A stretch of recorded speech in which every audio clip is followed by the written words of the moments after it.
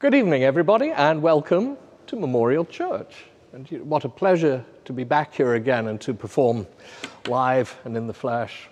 And before anything else, of course, many thanks to our wonderful sound technician, Michael Hodgson, who is there at a very safe distance away from me while we do this. So, as you see from the program tonight, I'm playing a program of pieces based on plain songs through the ages.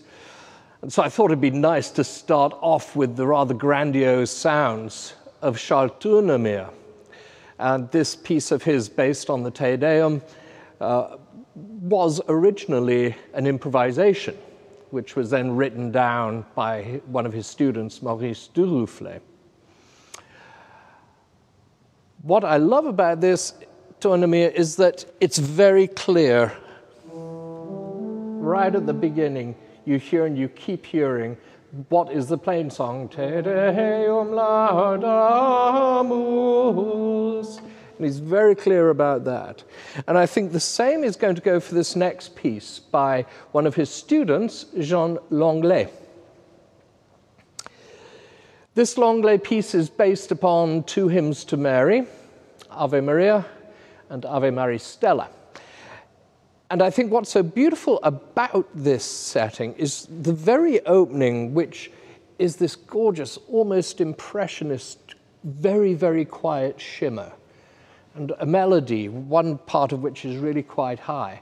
But then right in the middle of all this comes the first bit of plain song. And it comes in very quietly, and it comes in when you least expect it. And it comes in a key which you least expect as well. And it's a gorgeous piece. It builds into a somewhat passionate middle section before it subsides to a gorgeous, gorgeous conclusion.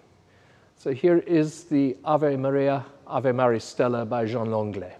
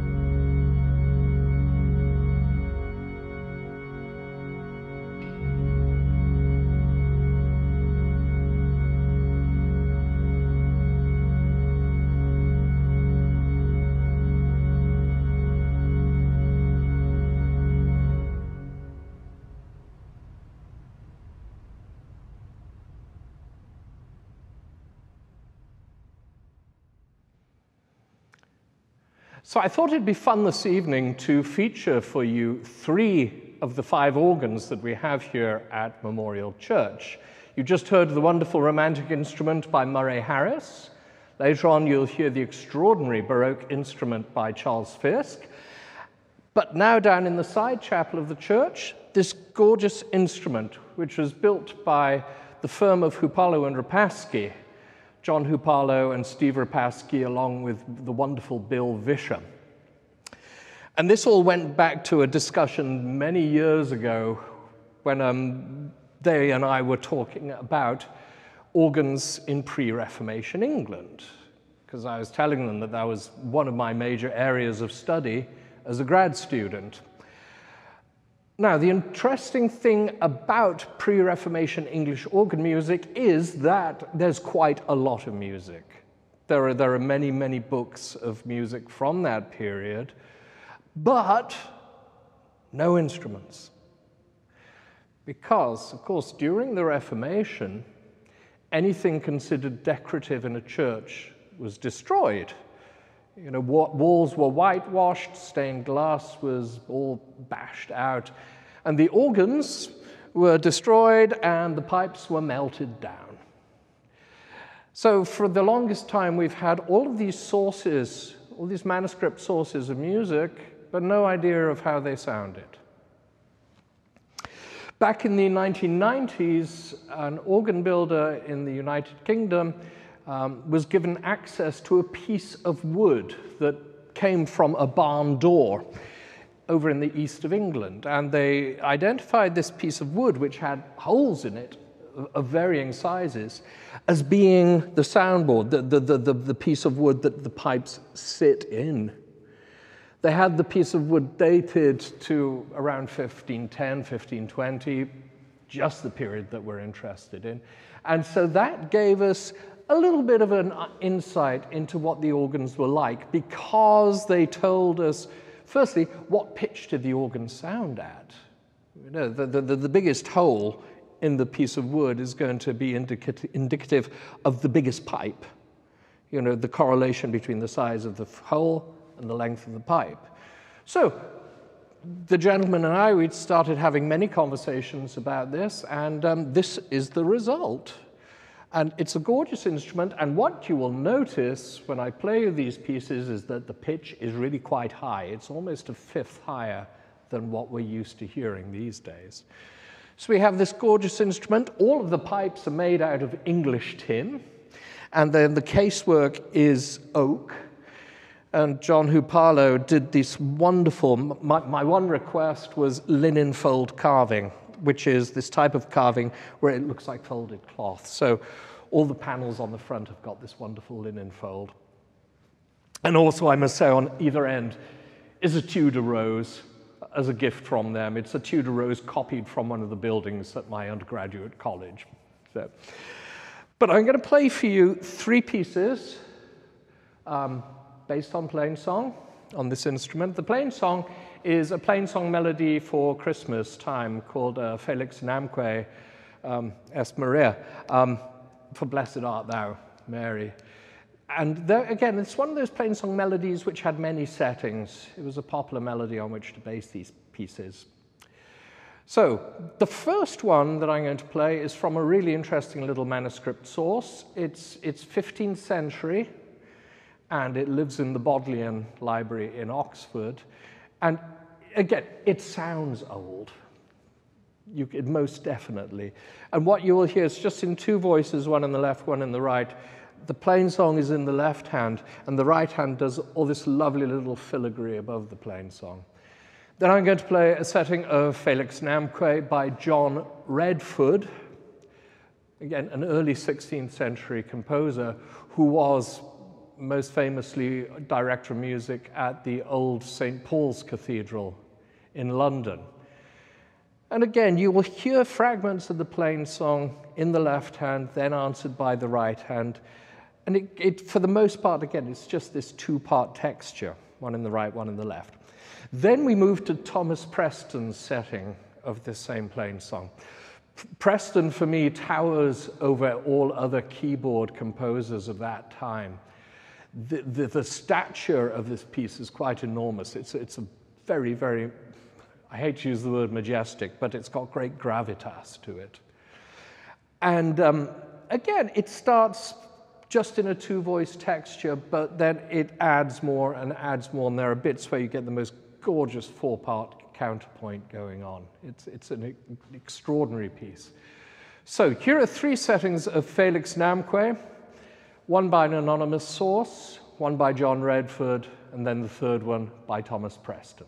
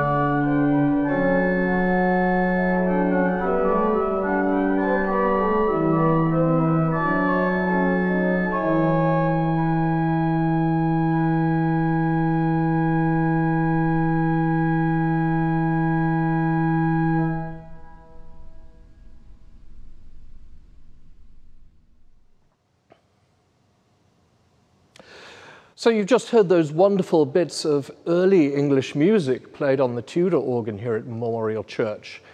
Now I'm going to move on to our third instrument for the day, the amazing instrument by Charles Fisk that we have up in the middle of the gallery here at Memorial Church. And I'm going to start off with more English music, but from the generation following what you just heard.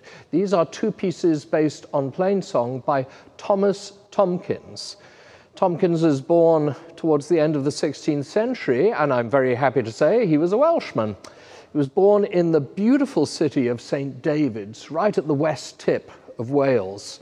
From there, you sort of fall into the ocean, and then you'll hit Ireland. So it's right at the end there. Tomkins's father sang in the choir at St. David's Cathedral, so Tomkins was raised with this very musical background.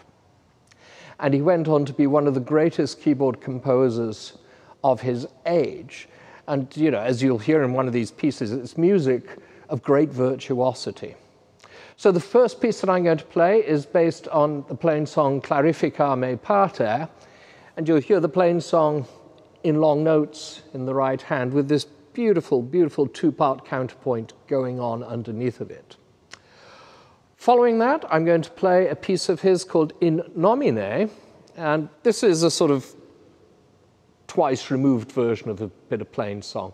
It's based on, there were many pieces written during that time called Innomine, and they were based upon a bit of a mass by the earlier English composer John Tavener, where he sets the text In nomine Domini, which was in turn a setting of some plain song. So it's Tavener took the original plain song, set it to his own music, and then composers following that set their own pieces based on that. So the In nomine, you will hear the original straight away at the beginning because, once again, long notes in the right hand, and then with great embellishment in the left hand. And it just grows bigger and more complex until right towards the end, where the right hand just breaks into this great series of 30-second notes. So here's the Clarifica me pater by Thomas Tomkins and the In nomine by Thomas Tomkins.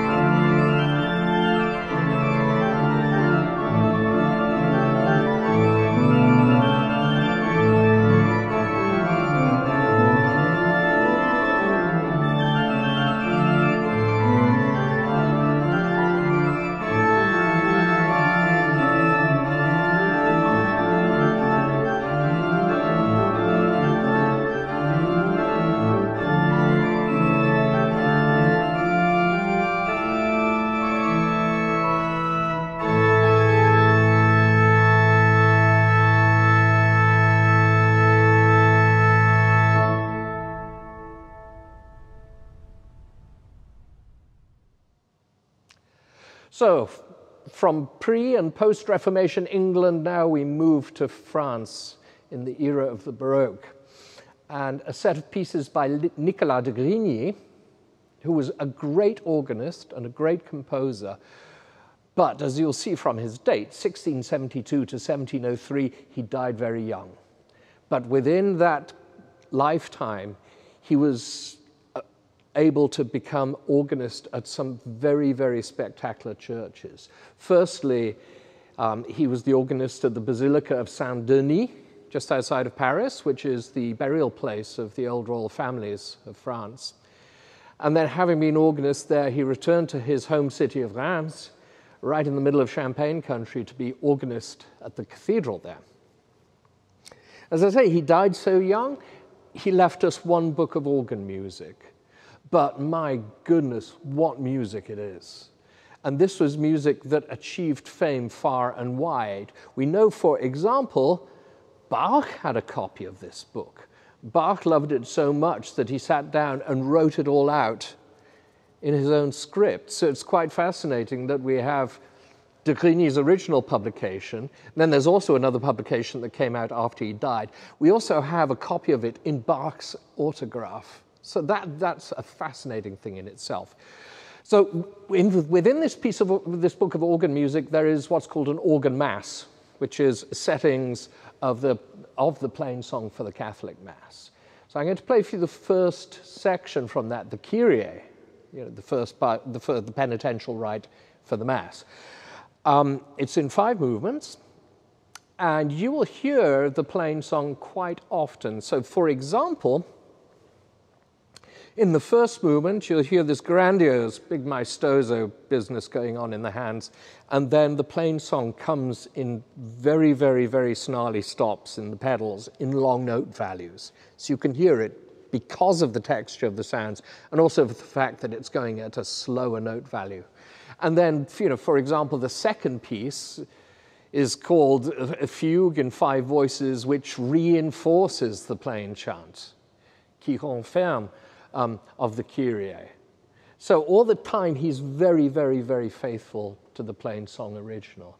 So here is the remarkable Kyrie from the Livre d'Orgue of Nicolas de Grigny.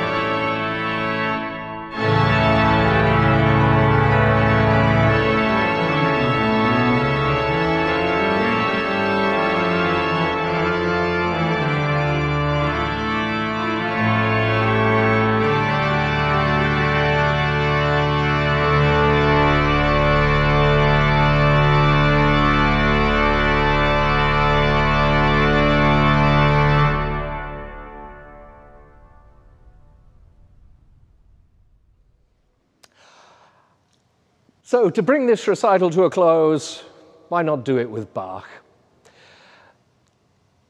It's always a pleasure. I think to end a recital with Bach is pretty good. To begin a recital with Bach is also quite wonderful. To have Bach in the middle is also pretty spectacular as well. But I wanted to play two pieces for you. Again, two bits of plain song. Now, the plain song that these two pieces are based upon is called the tonus peregrinus, or the wandering, or foreign tone. It's because the range of the plain song goes quite a long way from its initial reciting note. And it was always traditionally used as a melody for the chorale, which is the German version of the Magnificat. You know, My Soul Glorifies the Lord, the Song of Mary. In German, it's Meine Seele, erhebt den Herren. So I'm going to play for you two pieces that Bach wrote based on that melody. The first is from the set of 6 chorale preludes known as the Schubler chorales. Many of you will know the first of the Schubler chorales, which is the very famous setting of Wachet auf.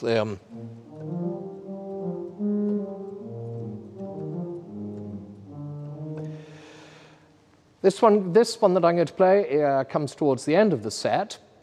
And what's so beautiful is that what you'll hear at the beginning is a gorgeous cello-like melody on the pedals, and then answered by the left hand, and then another voice in the left hand. So you've got these three beautiful, they're quite chromatic, moving voices. And then over the top of all this in the right hand, again, in long note values, comes the chorale melody. Very, very, very pure, unadorned, no ornamentation at all. Then to finish off, the so-called fugue on the Magnificat, a fugue on the tonus peregrinus by Bach. What you will hear at the beginning are a set of imitative fugal entries based on the shape of the plain song and in 4 voices. So 4 lovely lines of counterpoint going on in the hands. And this goes on for a while. Now, you'll notice that I said it's going on in the hands. The pedals only come in right towards the end. And when the pedals come in right towards the end, it's the plain song melody in long notes on the biggest sounds that we have on the pedal here. And so, again, with the sound and with the length of the note values, it's a very, very, very powerful piece indeed. And I think it's just a glorious way to bring to a close this recital. And thank you all so much for listening. As I said, we're very lucky to be able to come in here once a quarter to record these recitals. So there'll be another one coming up in a few months' time. Thank you so much. Take care, be well, stay healthy.